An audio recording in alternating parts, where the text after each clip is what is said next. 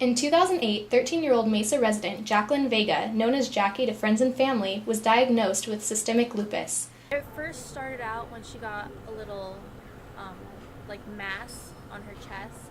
They kept doing lab tests, they got a biopsy of it, and then it wasn't until about 6-7 months after that mass had came up that they found out she had systemic lupus, which runs on both sides of my family. And after that, it was kind of, I don't want to sound pessimistic, it was all downhill from there. She found out she had alopecia and she was losing her hair, and so she had really thin hair. She couldn't go out in the sunlight because of her prednisone. She never left the house except for school, and when she was in school she couldn't go out in the sun. She would have to run from the exit of the school to the truck just to get out of the sun so it wouldn't irritate her. She would get home, she wouldn't do anything but sit on the computer or just watch movies because she wasn't allowed to go outside. When she was able to go outside, it was nighttime, stuff like that, and she was just so tired because her body was fighting everything, fighting itself, that she just didn't have the energy to do anything. About a year after she was diagnosed, Jackie became sick after inhaling valley fever spores during a dust storm. She was just out at the wrong time, and she just caught valley fever, and then it just acclimated inside of her body more and more until it just caused cysts to form in her lungs and all her lobes.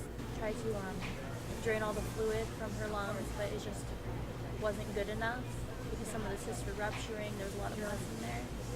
And so it wasn't until about 2 days after they did that procedure that they told my mom and dad that they could keep her on the oxygen and life support and her lungs would rupture 2 days later, or they could take her off then that day, and then she would go painlessly. She would just fall asleep, not wake up. Jackie's lupus aggravated the valley fever infection, and she passed away in the hospital. She was 14 years old, just about to begin her freshman year of high school.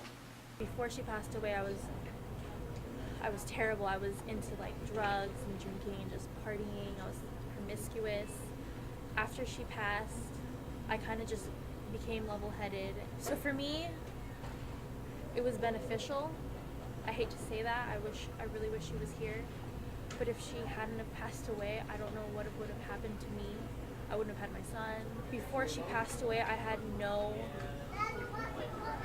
understanding of how important human life is. I probably, if it was me, would have aborted it, tried to, get rid of it myself, something like that. After she passed away, I realized, it's a human being. I love this human being. Human life is so important.